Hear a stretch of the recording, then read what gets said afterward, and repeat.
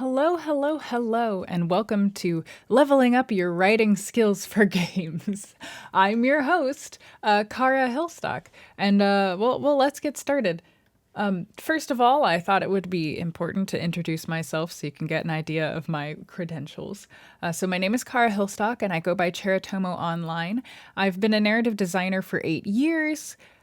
Those I have listed some of the games that I've worked on. I have also been a writer for Did You Know Gaming and other YouTube channels. I've been a script writer for plays. I've been a newspaper editor, etc., etc. I have a history of experience writing for different mediums, writing through different mediums for online, for newspaper, print, and all that jazz. I also analyze narrative games on Twitch as a streamer, and I have a Patreon where I do the same. Now you know a little bit about me. You know I'm not just talking out of my booty. Let's begin. So this talk is oriented at kind of beginner to intermediate games writers. What my goal is for this talk is to give you some ways of thinking about writings for games that are going to help you improve your skills in the long term. I would like to help you understand the perspective that I found the most useful for examining myself as a writer over my career,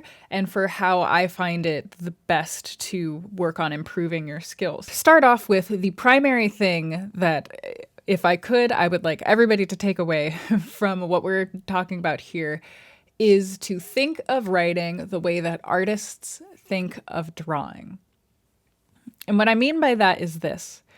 Artists are very used to the idea of building upon their fundamental skills. And a lot of artists will take the fundamental skills and take them out of the context of their own artwork and work on those fundamental skills alone. Now, for some reason with writing, that isn't a very common way to approach it. While in drawing, you might be able to take a course on anatomy, or to focus on perspective, or to ask somebody for help learning about lighting so that you'll be able to shade things appropriately. With writing, we don't tend to break it down that way. Most of the writing advice that I heard when I was in college getting my creative writing degree was just write as much as possible. If you want to get good at writing short stories, just write a bunch of short stories, and that kind of thing. It doesn't provide a very helpful approach to how you're supposed to use your skills. So one of the major things that I did that improved my abilities was I broke down writing into subskills the same way that you break drawing down into subskills. And I have here a list. I will qualify this. These are not all of the subskills, and even these subskills can be broken down into smaller subskills. Like, I have descriptions and imagery written down there, but you can break that down into smaller subskills of, metaphor and simile and the like of that. You can break things down into smaller skills to get a better sense. But these are kind of the subskills that I would like you to start thinking about. So for writing, we have dialogue and voice, meaning when you're writing dialogue for characters or you're working with a character's inner voice, does that voice sound distinct from the other characters in the story? Or does everybody weirdly talk like they're all the same person? Similarly, is the voice appropriate for the story that you're telling? Does it sound like you're in the body of an 18-year-old kid when your protagonist is an 18-year-old? Or does it sound like we've got the body of the brain of a 50-year-old cynical, sardonic old man in the body of this 18-year-old girl? Is the voice appropriate not only for the character, but for the setting and the theming of whatever story you're trying to tell? Moving on to descriptions and imagery. Are you able to communicate well either what something looks like, what it's like to be there, or to give an emotion within a description? Can you communicate through describing a room whether a character is sad or angry? Description is very useful for that kind of thing. Description is an interesting one for games because it's unless you're writing a visual novel, and even then, descriptions aren't things we need to use a lot of the time, because most of the time in games you will have the visual on screen. So one of my pet peeves when reading through visual novels is when the writer will choose to kind of like they're writing for a real novel. They'll set the scene and they'll be like, oh, like my little bedroom, here's this, here's that. But we don't actually need the description of the bedroom because we can see it. It's the background of the room, or we can see the other character.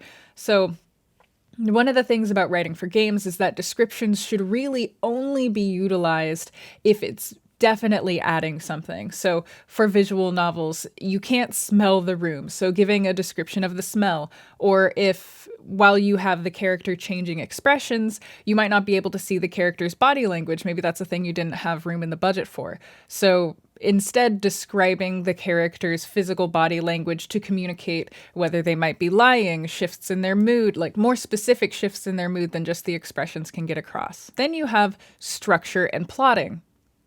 This has to do with the actual, like, big pieces, how the scenes are organized within your story, and whether the action builds, whether the characters have agency in what is going on, whether the player character has agency in what is going on, or whether they feel like they're being led around by the story. That all has to do with structure and plotting. Pacing. So how long does it take to get through a specific scene or a chunk of dialogue? Pacing can be incredibly important in tutorials and teaching people how to play the game. You see a lot of people frustrated nowadays with tutorials that last 5 or 6 hours, and they feel like they're never actually done with a tutorial because it's spread out so much. And that can often give people this sense that the first 6 hours of the game that they're playing, because it's a tutorial, don't really count. And they don't matter to the story, and the game hasn't really started until after the tutorial. Then again, throwing all the information at the player at once in a giant information dump is really bad pacing. It's way too much for somebody to be able to take and understand. And then additionally, pacing with story within gameplay, like, are the story segments in the gameplay, if they're integrated, does one overshadow the other? Are there any moments where it gets confusing what the player is meant to do next? Or is it the kind of thing where the players are mashing the button to try and get through all the dialogue because they just want to get to the next gameplay segment, and all of the dialogue sections are too long, so people start to get impatient and just skip it? That's pacing. Then we have characterization, which is setting up believable and strong characters. And characterization is like really broad. You can really do a lot within characterization, but generally it's about having a sense of who each character is and having them feel like distinct, real people. One of the things that you run into a lot of the time are characters that aren't fully developed or that aren't fully thought through. You can see this in a lot of older games where you have a protagonist who may be developed or might not be developed, surrounded by a bunch of characters who kind of act in ways that don't really make sense. Like, they act in ways that a normal person wouldn't actually act, because that's what the plot requires, or we need to go to this point in the game, so we gotta come up with a justifiable reason for this character to join our party, so it's fine, let's go. So there's lots of examples of poor characterization dragging something down. There's also examples of really great characterization. Games that I like to study to pay attention to characterizations are open world games where there's a ton of NPCs. Which NPCs do the developers and the narrative designers feel need to be distinct? And which NPCs are they comfortable with letting blend into the background? Because, while having distinct and interesting characters is really good, you don't actually want all of your characters to be extremely compelling and interesting, especially if you're in an open world game, because sometimes a shopkeeper is just a shopkeeper. It would get really overwhelming if you're walking through a town in an open world game and every single NPC that you see is interesting and compelling and drawing your attention and has some kind of story thread that you can get onto. It makes it very overwhelming and it's easy for the player to get distracted. So not everybody needs to stand out. Interactivity in games. This is clearly and obviously one of the most important areas for games writing. And interactivity is very interesting because it's not... It used to be an area that you didn't need to keep in mind as much when you're writing, but now it's something that, like in the internet age, even people who aren't in games have to think about, writing a newspaper article and imagining how the reader's response is going to be and preemptively answering those questions in the article that you're writing. Or with script writing a play, anticipating ways that you can interact with the audience. Can you have your characters go into the audience? Can you point to someone in the audience? Can you incorporate the audience in some ways? So those are more traditional ways to think about interactivity. But then you go into games and interactivity can be incredibly broad. Interactivity can encompass everything from the player pressing a button to make their character do something to the marketing of the game in general. Like with some games like Undertale or Doki Doki Literature Club, the story of the game begins before you even install the game. The understanding and the way that those games play with preconceived notions means that the story of those games begin even in the marketing, even in your friend telling you about this game to play. And then more through the traditional routes of interactivity of choice-based interactivity. Are the choices you're offering to your character interesting choices? Are they real? Do they have consequences? Can you make it seem like the choices have consequences and impact on the story, even when there is not room in the budget to enact those consequences in the actual gameplay? And then world building and lore. One of the things that I find interesting about writing is that you tend to come across two different kinds of people: the people who really like to world build and the people who really like to write. And a lot of the times people think that world building is writing. I disagree. I think world building is a skill of writing, but you can't just world build exclusively and call yourself a writer. You need to work on these other skills as well. So world building is everything from, creating your world from scratch. What are the races in the world? What's the economy of the world like? What do people use for commerce? What's the history? Everything like that, into environmental storytelling in a game. When you're walking through a dungeon, are the rooms interesting? Do the rooms have their own stories? Can you pick up audio logs? Are just the objects in the room indicating who used this room and for what? Fallout is a game where this is very easy to see because you can go into the different vaults, and some of the vaults have really great and interesting storytelling, and I won't go into any of them because I don't want to spoil that game, but there's a lot that you can communicate even visually without actually writing anything down. So all of these subskills are aspects of writing and narrative, and these are each things that you can break down and evaluate yourself in. Are you really good with dialogue? You have a really strong voice and you're great at differentiating your characters, but you're not the best at pacing. Maybe you're so good at writing characters that you just want them to talk for a really long time and you don't get on with the story. One of my primary tips for being a writer is to break things down in this way and to rate yourself for what you think are your strengths and weaknesses, because your strengths and weaknesses are going to guide you towards what genres of writing and what mediums of writing are really, really good for you. And your weaknesses are going to show you what you need to improve upon in order to become better. All right, so next up, what I wanted to talk about is what is the second most important thing that has helped me in my career as a writer. So how does one evaluate your own writing? How do you decide whether you are doing a good job. This is less easy to figure out than it would seem, as I'm sure most of the people who are watching this video know. It can be really hard to clearly and unbiasedly judge your own writing, and it can change dramatically depending on whether you're currently writing it, whether you've just written it, whether it's been 6 months from when you wrote it, whether it's been 10 years from when you wrote it. Your feelings about your writing are going to be completely in flux, and often they're not going to have as much to do with whether the writing itself is actually good. So, how do we overcome that when we're trying to evaluate ourselves as a writer and move forward to improve ourselves? That is where thinking about your goal comes in. For me, the way that I evaluate my writing and the way that I evaluate other people's writing to determine whether I think that it's good is to ask, what was the goal? What was my goal? And what was this other writer's goal? This is a great framework because it works on both a macro and a micro level. So on the macro level, like, what is the goal of this game? What is the goal of the story in this game? Are there themes that we want to convey? Is there a mood that we want to put the player in?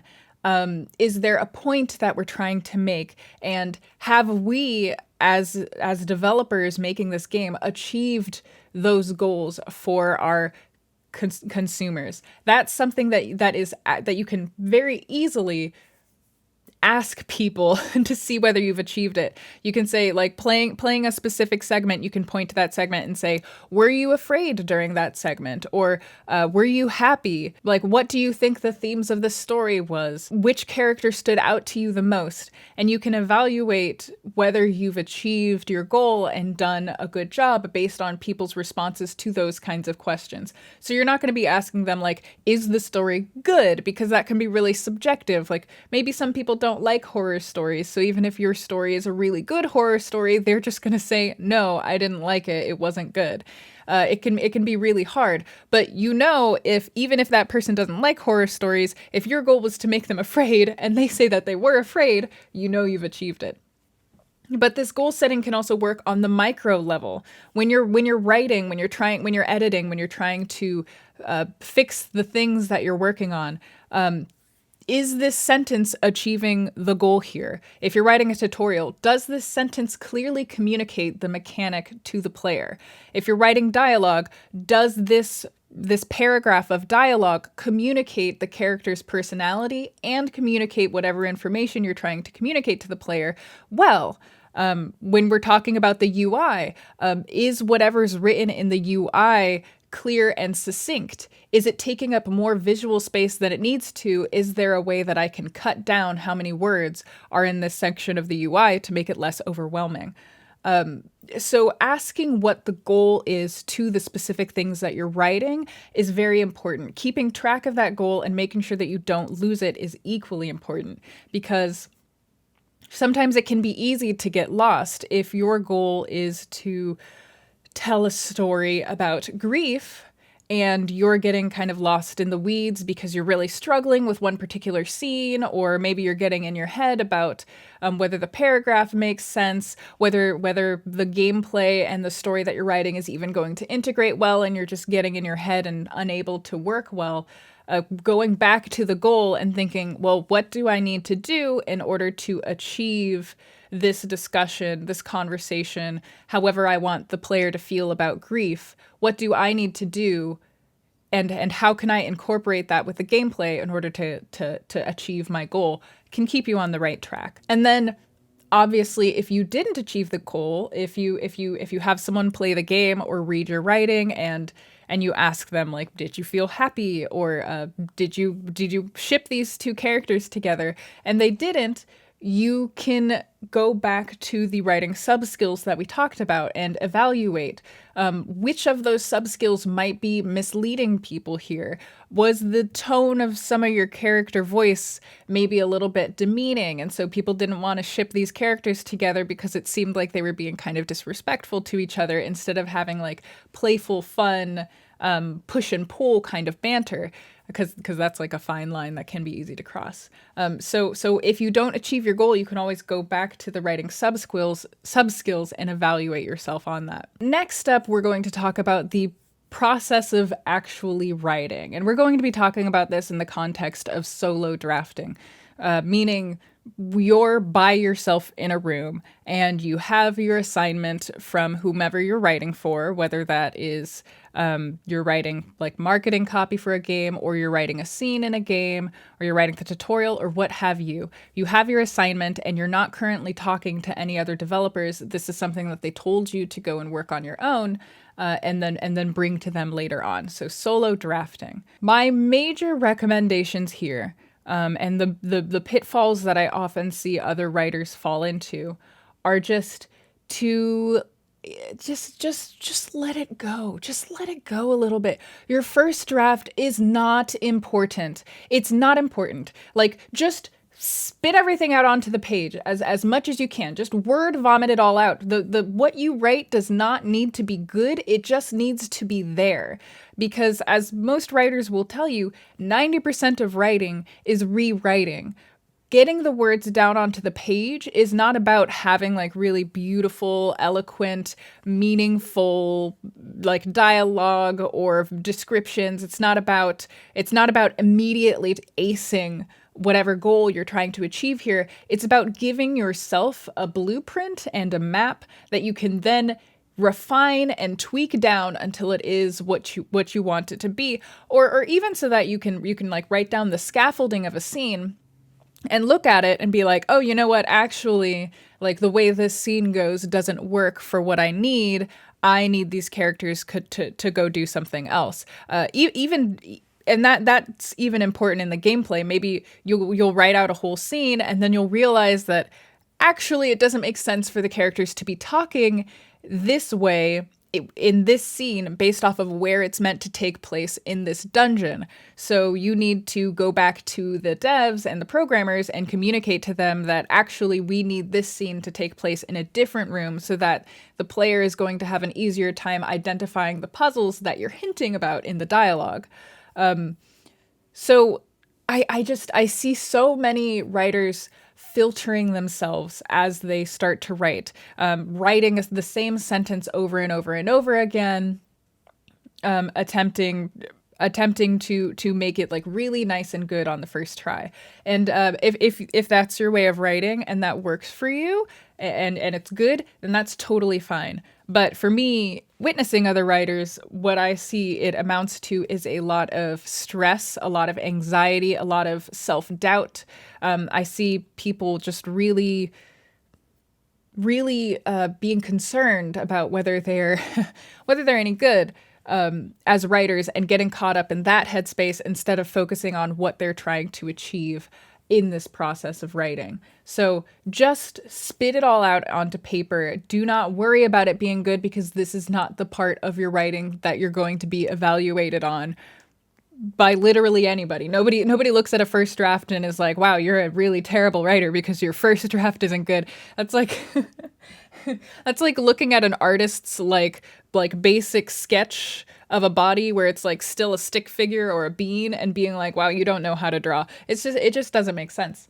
Now keep in mind while you're writing, and I'll talk about this more next, but keep in mind the limitations while you're writing, especially if you're writing, if you begin your game with writing the story. So with a lot of visual novels, this is a thing that can happen, where the script is the first thing that you do, and you have all these different characters, you have all these different locations, you're having all these cool ideas for different images to splice in.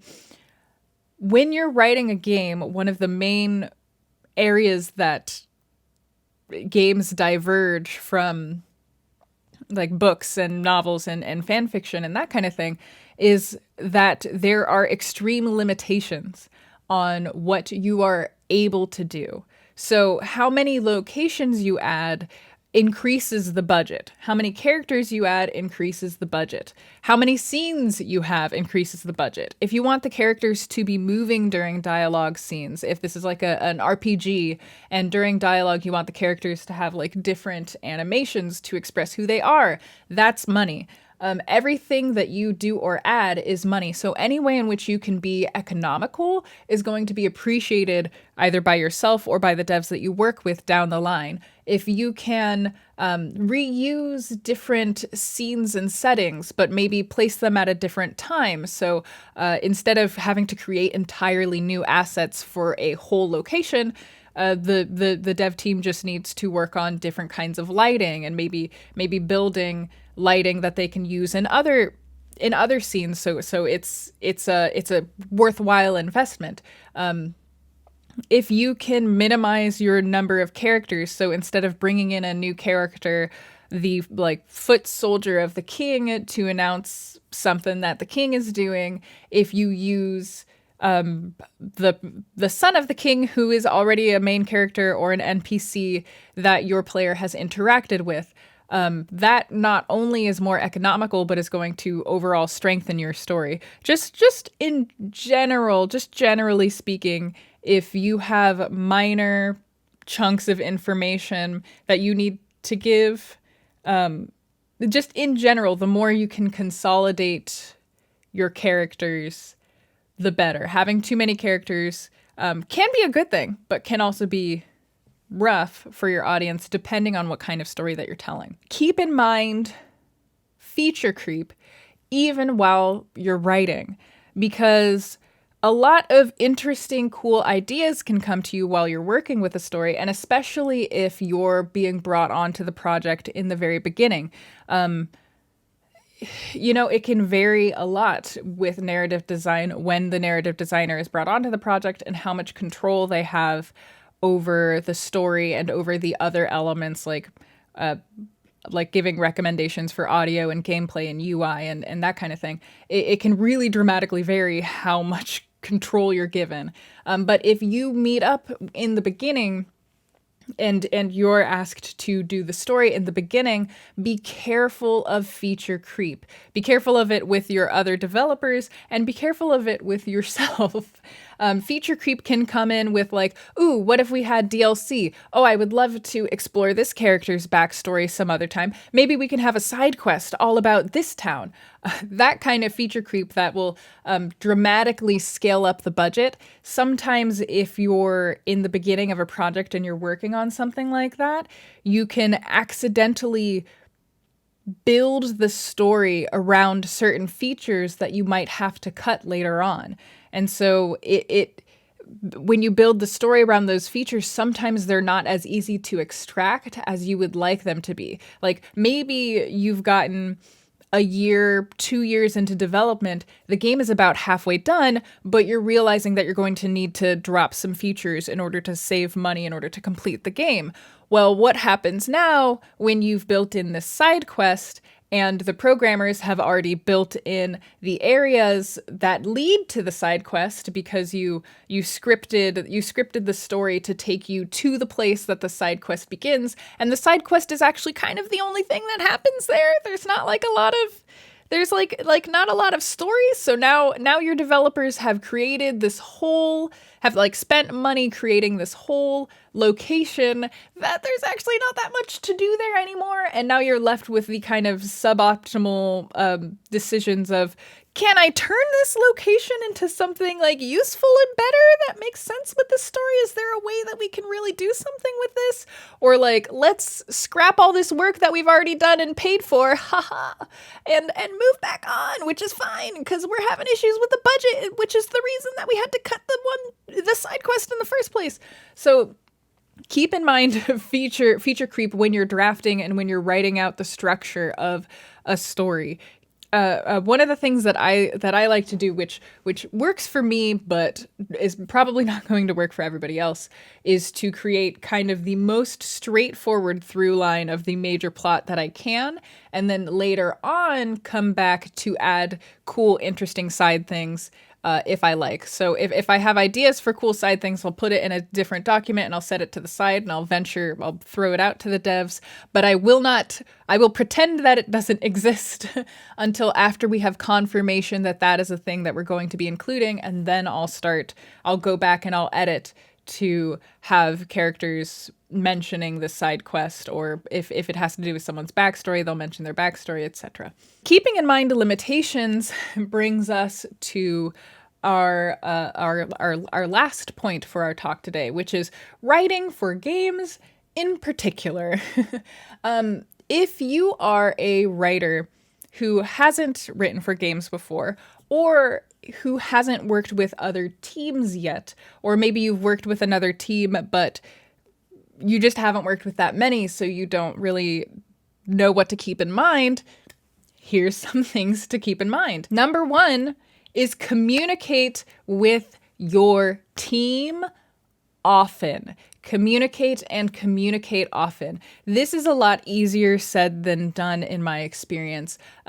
Creating games, especially if you're an indie developer, can be really difficult. A lot of people have disparate schedules. Some people are all across the world. Some people have day jobs or are still in school or work night shifts. And so trying to get people into a meeting in order to communicate well is difficult. Additionally, communicating across the team can be difficult. Hearing what the programmers are working on and what the artists are working on and what the musician is working on can be really helpful when you're writing or narrative designing. Well, it's definitely helpful for narrative designing, but it can be helpful when you're writing a game because you know, hearing the music that's going to play during certain scenes can inform the atmosphere and the tone that you give the dialogue that happens in a certain scene. Talking to the programmers, like maybe they've run into a bug that you're like, actually, what if we can utilize that bug in this way? Communicating with them different things that are happening in the story that they might not know.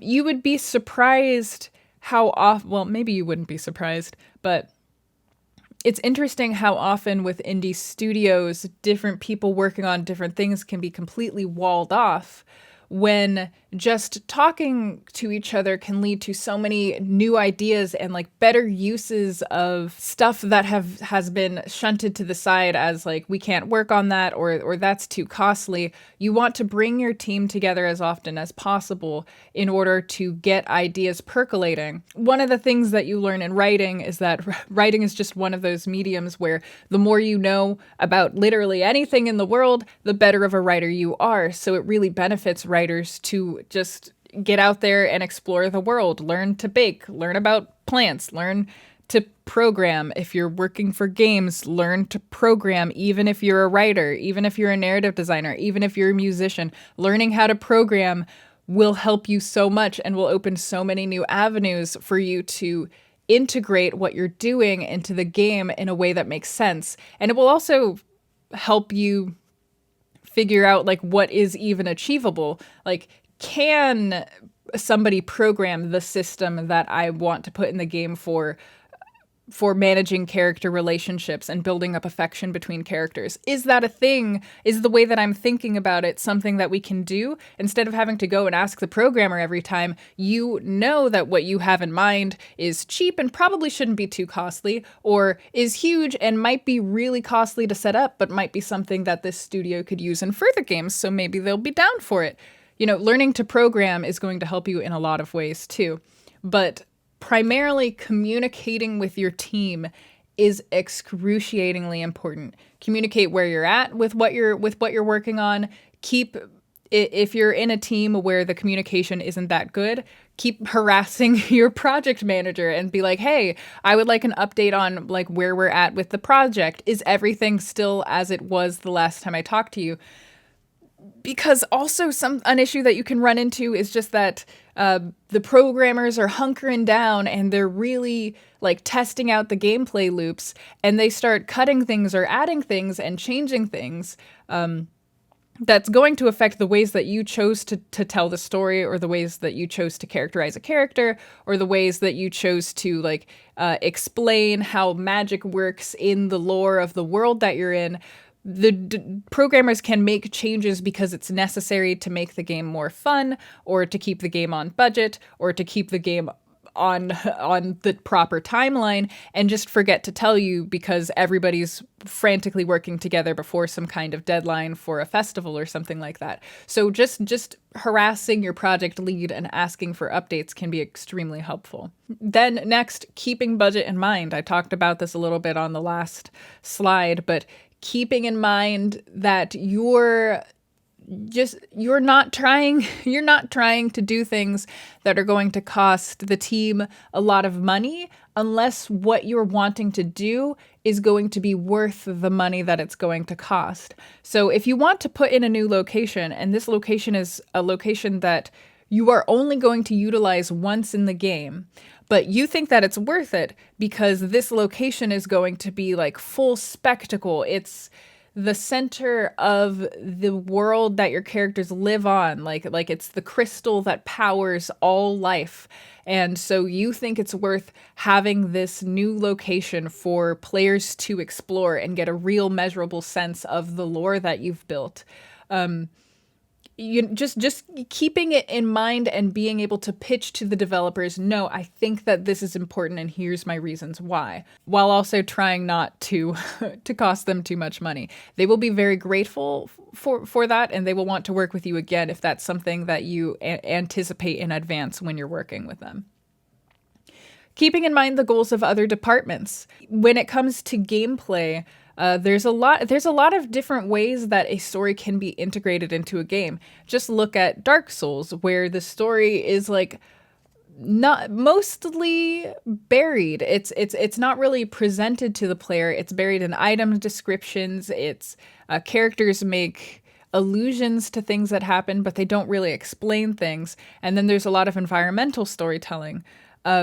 Keep in mind, the goal of Dark Souls was to create a very like bleak, dismal sense of the world to keep in tone with the story. And you're kind of meant to feel a little bit isolated and like civilization has kind of broken down in some ways. And so in keeping with that, the narrative designers decided to not have that much story, not explain that much to the character, not have characters that the player is talking to randomly for some reason go off into exposition, because if they were real characters in a real world, they'd just be like, things haven't been the same since the Blight, and they won't elaborate on the Blight, by the way, was a plague that swept across the land in 1502. And then keeping in mind goals in other ways, like if this is a primarily gameplay-based game, if the story isn't that important to the game itself, can you get out of the way to let the gameplay shine? Can you keep the dialogue like fairly short and sweet so that people can get to the like fast action beat 'em up or the cool platforming? Or is this a game where it benefits the gameplay to create a long scene, a long set piece for the player to go through? Did something like really dramatic happen? Have they just finished a really hard boss and you want to give them a beautiful scene and set piece as a reward for what they've just done, or as a way to create a breath of space because the area that they're about to go to next is even harder and they deserve some kind of reprieve. So keeping in mind the goals of the other departments while you're working. And then, yes, trying to create as much harmony between the disparate elements. So this is, again, another reason why it's so important to communicate with your team. You want to try as much as possible to have everything on the same wavelength for the goal that it's trying to achieve. Games can become a mess if the aesthetic is like bright and colorful, but the gameplay is really difficult. But the audio kind of seems a little bit like horror, but the story is about grief and mourning your lost puppy. That doesn't create a good experience for the player. And games are fully experiences that a person can immerse themselves into. So the more of that experience that can be designed to reinforce what the other aspects of that experience are saying, the better. If the audio is communicating sadness, the atmosphere is communicating sadness, the gameplay is communicating sadness, and the story is communicating sadness, that's going to have a much more impactful effect on the player as they're going through the story than it is if everybody was kind of doing their own thing and wasn't coordinating with each other. And then the last couple of tips. kill your darlings.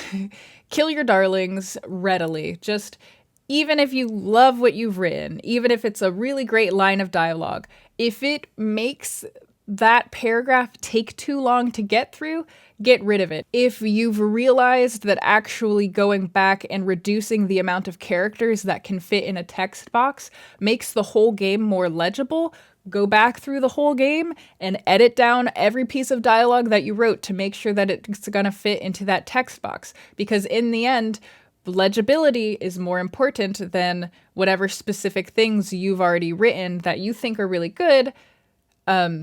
It's going to be more important that your game is legible and that people who have difficulty reading can read your story. So just be prepared at all times to kill your darlings. It's fair to say that much changes during the development of a game.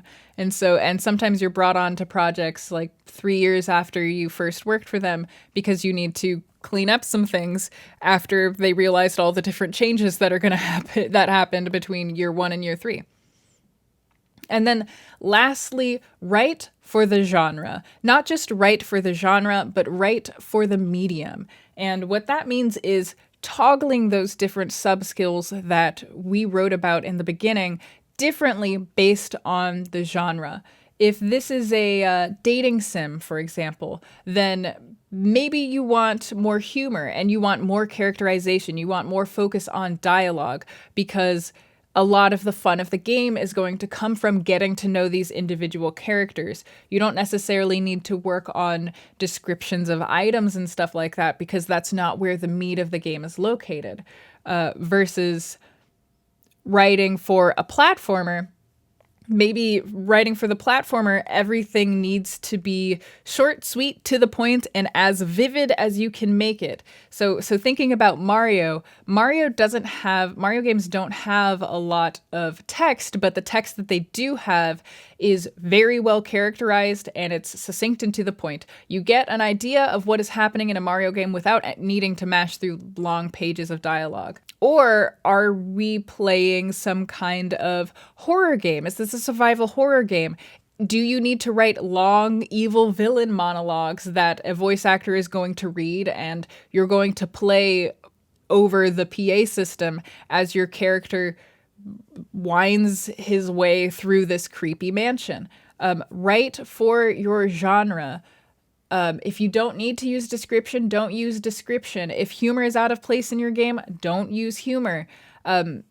It seems like something that should go without saying, but spending a lot of time considering the genre and the medium of what you're about to write for will save you a lot of time when going back to edit things. Last but not least, I wanted to leave you guys with a couple of exercises. So when I mentioned breaking writing down into subskills, I talked about focusing on those different skills in order to grow, like an artist can go and take a class on perspective or anatomy to grow those specific skills. So try to go out and find exercises that are going to work on the skills that you're not particularly good at. And I have some of these recommendations here. So for dialogue, go eavesdrop on people, listen to podcasts, go around on social media and try to mimic the voices of some of your friends or people with distinct voices. Pick 5 voices to write with. So like pick like, ooh, I want to have a cheerful teenager. I would like to have a grumpy old man. I would like to try to write a depressed 29-year-old non-binary person. And do your best to create a distinct voice for each of these different characters and make sure those 5 voices are able to be recognized as separate from one another. So those are some exercises you can do for dialogue. For description, you can very easily go online and just find an evocative image of a place or a person, and then try your best to describe it in different ways. So you can try to communicate the vibe of what you're looking at, like what it's like to be in the space. Or you can try to literally visually describe it, just straightforward, as though the reader needs to understand the layout of the room because a fight's about to take place in it. How can you describe the layout of the room the best? And then sensory experience. senses? How can you describe something with smells very well, with taste very well? So going through an image and attempting to describe it in different ways, and then go back through and look at what you've read. See what you think is your strength. Are you good at communicating the vibe, but not very good at communicating the layout of places? Or is it middling? You're decent at both of them, but there's definitely sentences that you think stand out within both of these paragraphs. Go back and evaluate and see if there are strengths that you can build on. And then structure. Go find a story that you love, whether it's a movie or a game or a novel, and just play with its structure. Rearrange it. Try to put a framing device in there. Try to begin with the climactic moment of the story and then jump to a different spot in the story and tell the story chronologically. See if there's any way that you can improve on the structure or make it a different story by changing up the structure. And if there's no way that you can find to improve on the structure to make a different or better story, then consider why the structure of the story as it is so good. When during your experience of the story, when are you the most engaged? How long does it take for you to get pulled into that story? Why does changing up certain scenes make certain moments in the story more or less impactful? See what people did, try to learn from it, and take that into your next project. I hope that after this talk you have found some new ways of thinking about writing that will enable you to level up your writing skills for games. I know that I talked very generally about this. I wanted this to kind of be as useful to as many people as possible, rather than focusing in on like just writing for visual novels or just writing for non-narrative driven games. But if you would like to catch back up with me and learn more from my experience as a narrative designer, I have a Twitch channel, twitch.tv/Cheratomo, Cheratomo, where I play a lot of cozy and chill games and narrative-based games that I then like to analyze, and we talk about writing a lot there. I also have a Patreon where I do narrative analyses of different games, and I also offer writing consultations. So if you would personally like to have a writing consultation with me to send some writing my way so that I can help point out areas that I think that you could strengthen, that's the place to go, also under Cheratomo. Otherwise, thank you so much for coming, and I hope that you enjoy the rest of the Global Game Jam.